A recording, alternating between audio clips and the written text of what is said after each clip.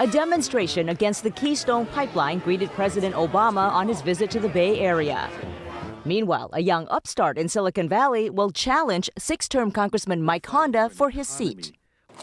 The pilot who steered a tanker into the Bay Bridge earlier this year now faces losing his license and more concerns about how to fix faulty bolts on the new Eastern span. A lot riding on Tesla Motors, the Palo Alto-based company posts a profit for the first time. What does this mean for the electric car market? Plus, San Francisco native Danny Glover on the film The House I Live In, about the effects of the long-running war on drugs in this country. The war on drugs is really not a war on drugs, it's a war on people. Coming up next.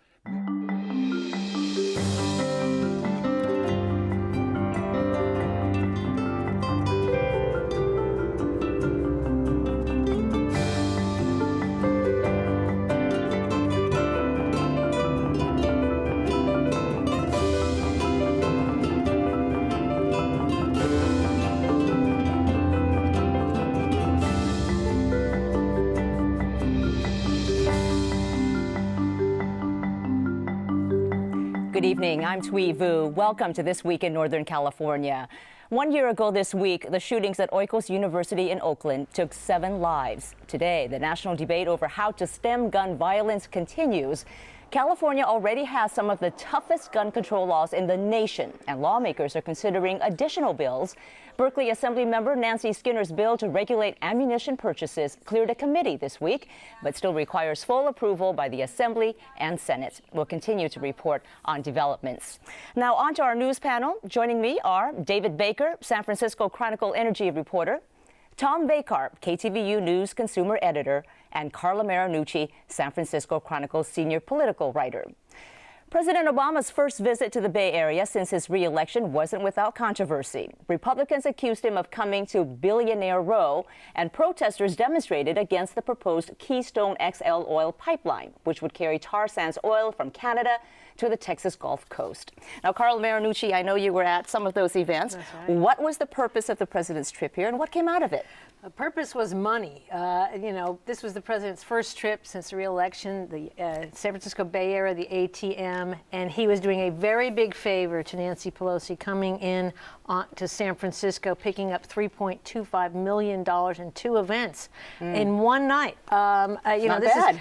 Pelosi wants to win back 17 seats, and President Obama told both these groups, boy, we want to have Nancy Pelosi back as Speaker of the House. I know you've got an agenda for me, climate change, gun control, immigration, but, you want me to do all that? Give Nancy her seat back. And these Democrats came up with a lot of money. They paid, in some cases, $32,400 to sit down and dine with the president. He's always a star, but he also got a lot of pressure from the left. As you said, this Keystone XL pipeline is a very big deal to environmentalists in the Bay Area, and one of them, Tom Steyer, is a billionaire. At his home, Obama visited first. We know they talked about the environment because the president said so, and I interviewed Tom Steyer this week, and he said, climate change is the issue of our time. But I don't know if he pressed the president on it. And Tom Steyer is a billionaire environmental activist. He's been very active on the Keystone oil pipeline issue. That's right. And, this is important to environmentalists. They all say that this is one of the top things that President Obama promised for his re-election, that is, climate change will be #1 on my agenda or close to it. And they mean to hold him to it. And I think Tom Steyer does too. Tom Steyer is interesting because he's being talked about already as somebody who might run for governor in California. He's already put $37 million of his own money into 2 ballot measures here, environmental ballot measures. So this is a guy to watch, and Obama came right to his home, perched on Sea Cliff overlooking the Golden Gate Bridge. Then he went to the Getty home. It's kind of interesting, a climate change, anti-fossil fuel guy, and then he goes to Getty, as in Getty Oil. But hey, that's what you have to do in politics. Well, and not only that, I mean, he's at all these beautiful mansions. So, of course, Republicans seized on that and slammed his visit as a visit to Billionaires Row, said it was the definition of hypocrisy. Was their criticism effective? Well, look, I mean, when you talk about any kind of either presidential candidate, the Republicans can hardly say they don't go to Billionaires Row either. When it comes to politics, it's location, the difference is this. Obama ran as this populist guy. He was going to change things. He was going to be, people's person, all that stuff. Rarely, when he comes to California and many other places, did he ever go out and actually talk to the people. And I think that starts to grate on people after all, because it seems like all of this is just a big money game. And does he get that people don't like that? Tom, you're absolutely right, because I think the Bay Area, more than any other location in the country, Obama just comes here for money. When was the last time we saw him do a public event here? I can't even remember, frankly. You think about it this past week, I mean, it's a perfect example. Basically, for San Franciscans, when Obama visits, it basically just means a traffic jam. You get the barricades going up on the sidewalks, you have to reroute yourself. Yeah. It would be nice if he actually came out and addressed people in this Bay Area. By and large, this area voted for him. On some of the issues you're talking about, yeah. gun control, immigration, and so forth. I mean, it was interesting. We should know there were 1,000 demonstrators of the Keystone pipeline out in front of the Getty House from many different environmental groups. But the president, I got to ride in that motorcade, and it goes by these protesters pretty fast. It's not like he really gets to see them a lot. They did get a lot of press. It is an important issue, and we're coming up to, Obama's being pressured. He's really in a vice on this one. He has to decide, and he is the guy that will decide, and he's between labor that wants this pipeline and environmentalists who don't, and many of them are right here in the Bay Area. They're going to be pressuring him going to the side of the pipeline. You've covered this. He was standing there, in front of the crowd with one of those people who is pressuring him, with Tom Steyer. Mm-hmm. Right. What did he say on Keystone? What did the president say? It was really interesting. He was really trying to walk this fine line, saying... He didn't say much about it. Yeah, he never mentioned the K word, Keystone, ever at either of these events. But he did say, I understand climate change is important to you. I get it. But the politics are very tough. So that's why you need to elect, give Nancy Pelosi her speakership back. We could talk so much more about that. But there's also, let's move to the South Bay. There's also a race heating up in the South Bay. Congressman Mike Honda is now getting possibly some serious heat from a newcomer. Yeah, and Honda was at these events, by the way, making sure that people knew Obama has endorsed him. This race in the South Bay, the Congressional District 17 in Silicon Valley, is potentially a battle royale that's going to be watched around the country. Why? Because it's young tech versus old traditional Democrat, labor versus Silicon Valley, and an Indian American, Ro Khanna, who's 36, which is a group with tremendous rising clout in Silicon Valley, against Mike Honda, who's a Japanese American and very popular with the API community, Asian Pacific Islanders. Honda has labor, they're all with him. He's a very traditional Democrat. He's got the whole Democratic establishment. But then you've got Ro Khanna, who's a Democrat, works for the Obama administration, knows a big trade how rep. to do a social campaign. That's right. A very sharp guy who's already hired a lot of the Obama campaign, presidential campaign stars, and has already amassed $1.2 million from some of the stars of Silicon Valley. So this is all about Silicon Valley, all about the future, and we're going to see this real interesting, I think, knockdown, drag-out fight, frankly, between two Democrats in the Silicon Valley. That's going to be a good one to watch. Carla, thanks. Thank you. Well, the Bay Bridge continues to make news this week. A state board has moved one step closer to suspending or revoking the license of the pilot of that oil tanker that sideswiped the Bay Bridge in January. And 3 weeks after steel bolts snapped on the new eastern span, still no clear answers on the cause, solution, or cost of repairs. Tom Baker, let's discuss first of all the tanker pilot. What did the state board do in his case? Basically, they're pushing forward the idea of either suspending or revoking his license. It's not a done deal in any way, shape, or form. And even if it becomes a done deal, he will still have an opportunity to go in front of an administrative law judge who has the power to reject anything that the board might or might not do. So this is still very much a work in progress. But basically what they said was, here was a guy who understood that he was in a marginalized situation. He was complacent about being in a marginalized situation. He did not communicate well with his crew that were responding to his orders and all of that. And in his defense, the beacon that he probably would have gone out, which is to say the wider area on the bridge, that beacon was out. So they went to a less wide area closer to YBI, And the currents are tricky there. I've been out there several times looking at the damage that was done and looking at the ship when it was out there. So they hit the bridge. And so the bottom line of this is that it is still very much a work in progress, but this guy does have some other dings against his license, 2 of which were his fault. A third one was not. And he actually lost his license once in one of those incidents. Yeah, so I think that, you know, he's looking at a very bad situation, but I don't think it's hopeless for him. But I think what you're seeing is a change in the way we're dealing with this, because you asked earlier, what about, you know, changes in the law? They've doubled the minimum distance from a 1/4 mile to a 1/2 mile. If you're going to even operate on the bay, trying to get out of the bay, if you don't have a 1/2 mile visibility, don't even think about asking. And then once you get underway, you have to call the vessel traffic service on your radio, tell them where you are, and you have to take guidance and all that. These are all new rules in the wake of what happened. How rare is it for a bar pilot to have his license suspended or revoked? Well, I think it's rare, but it's not unheard of. And many of these things that happen are things we don't hear about. Like, for example, he hit a dock down in Stockton, did some damage to the dock, and he had some problems there. But it's not a very common thing. These are very professional people. They are enormously skilled. They have enormous captaincy experience and all of that stuff. So this is not somebody who just, you know, happened to get the job. These are really some of the best. The potential for damage and yeah. injury are huge when you're talking about the Bay Bridge, and we've seen it now a couple of times. I talked to an engineer who told me, he said, you know, in 2 cases, these things glanced off a bumper and you see the damage they did. He said, if those things would have hit head on, especially the Costco Busan, you would have had severe damage to the bridge. Speaking of damage to the bridge, let's make sure we talk about those bolts that snapped. Now, has Caltrans made any progress in determining what caused it, and what's the solution, and how much is it going to cost? The latest I can tell you is that next week they're supposed to release the test results on the bolts that failed. So we will see that. And in about a week after that, we are going to see what is a proposed fix. And the leading candidate for a proposed fix right now is putting a collar system around where these bolts went up to hold the thing in the same place. Now, there was some talk that maybe the bolts that have yet to be tightened down that can be removed and maybe replaced with new bolts, but that is still very much a work in progress. As to the cost was initially determined to be $1 million. And I talked to a number of engineers, and these are people that won't necessarily speak publicly because they don't want to lose business with Caltrans, because there aren't that many bridges to be built and not many places like Caltrans. What do they think of the $1 million number? Sounds low. I think it's utter nonsense. And think about this. You have to have a design team redesign this whole new one-of-a-kind thing.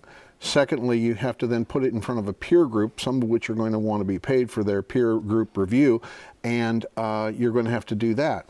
Then what you're going to have to do is do some design testing on a computer. Then you're going to have to fabricate this thing and do some testing of the final thing, and then you're going to have to mount it on a bridge. Now, if that sounds like $1 million to you, then I do have some property just in the north part of the bay you'd be very interested in. And real quickly, I know you've been watching the case of the Richmond refinery, the Chevron refinery. Late breaking news today on that? Late breaking news, the Cal OSHA people decided that they have done all the repairs that they need to do to start operations, and while many things are under appeal and many things was yet to be done, they feel that the refinery is safe enough to start operations any time now. Chevron says that it will do it within the next few weeks or days. And a lot of environmentalists and a lot of community groups say it's nonsense. This thing is riddled with corrosion and shouldn't open at all. And I know you're going to keep on watching that, Tom. Thank you. Well, Palo Alto-based Tesla Motors is in high gear this week, announcing it's profitable for the first time in the company's 10-year history. Then came a second announcement, a financing program for leasing. David, how significant are these developments for Tesla and also for the Bay Area as a whole? I'd say the first is very significant, the second one not quite as much. Tesla is going out sort of on a limb here. They didn't release full financial results for the quarter. They'll do that a little bit later. But they came out right after the quarter closed and said, okay, we finally made a profit by any way that you measure it. They are 10 years old, and a lot of people have been saying, well, when are they going to get to profitability? It's one thing to get to profitability if you're a 10-year-old, software maker. If you're starting up a car company and basically reassembling a factory that had been taken apart, it's a lot harder to get there. So this is a pretty huge milestone. The financing thing, they were kind of hoping to ride a little wave of publicity with that, and they'd really hyped it up. It was this big super secret mystery announcement that they were going to make. And basically, they underwhelmed a lot of people as soon as they made it. The company's stock set records on Monday and Tuesday after they announced the profit. And then if you watched the after-hour trading after they made their leasing announcement on Tuesday, just started drifting downward. So, I mean, David, Tesla's been a political football. As you know, the Republicans love to compare it to Solyndra, and they still do. Is that fair? It is a company that did get government assistance. Is it fair? And is it out of the woods? I mean, it's obviously still not a loser. It's not a Solyndra. No, it's not a Solyndra. Yeah. It's not a Solyndra, but it's, in terms of whether it's out of the woods, you would want to see several years of solid profitability before you could say something like that. Still, they've gotten much, much farther than a lot of people thought they would. And, there is a comparison you can make here because there is another California car company that got the same kind of loan that Tesla did. Not as big, but a similar kind of loan. And they announced this morning Are you talking about Fisker? Fisker Automotive down in Orange County. This morning they laid off almost their entire staff, cut it down to about 40 people. They've reportedly brought in a company that's a law firm that specializes in bankruptcy proceedings. They've been trying to get a couple of Chinese companies interested in buying them out. They haven't been able to make a car so far this year because their battery supplier declared bankruptcy. They even had 300 finished cars that were on the dock in New Jersey that had just been brought over from their factory in Finland, got wiped out by Hurricane Sandy. So pretty much everything for them has gone wrong. You look at them and they're in a serious world of hurt right now. And you look at Tesla, looks like Tesla is going to survive. But the big difference seems to be for Tesla and really for established electric car companies, and I'm talking specifically about Nissan with its Leaf and some other things. There's finally a real market for these cars. People are actually willing to spend $60,000, $70,000 for a Model S. People are actually willing to spend $30,000, $40,000 for some of these smaller cars in enough numbers that it now begins to make sense, which wasn't true when we were talking about who killed the electric car. There was really no market there. You had a bunch of expensive test models out there. It's not a huge market, but there is a market. It's a weird market, though, because, you mentioned the Leaf and the Volt. Tesla actually sold more cars in the first quarter of this year than GM sold of the Volt or Nissan sold of the Leaf, which is kind of bizarre when you consider how much more expensive the Tesla is. Tesla even this past weekend announced that they would stop or they would not make the cheapest version of their Model S car that they had planned to make, one that was going to be about $60,000. And they decided not to do it because only 4% of the people placing orders for the Model S actually wanted the cheap one. They wanted the more expensive one. So it's a strange market. A lot of them in Silicon Valley, that's for sure. they have turned into the Northern California status symbol of choice. But it's a weird market to try to figure out, So there may be a turnaround. And just real quickly, do you think that financing option they have will make a difference? Actually, no, I don't. You still would have to pay a lot month by month. Some of the people who might be on the fence might go for it, but it's still going to appeal to high-wage people. But also that's why Wall Street wasn't very happy. David, thanks. Well, next, actor and San Francisco native Danny Glover, executive producer of the documentary The House I Live In, coming to PBS. It's a critical look at the so-called war on drugs. It won the Grand Jury Prize at Sundance earlier this year. Glover is a longtime civil rights advocate. He spoke with KQED's Joshua Johnson about why he championed the project.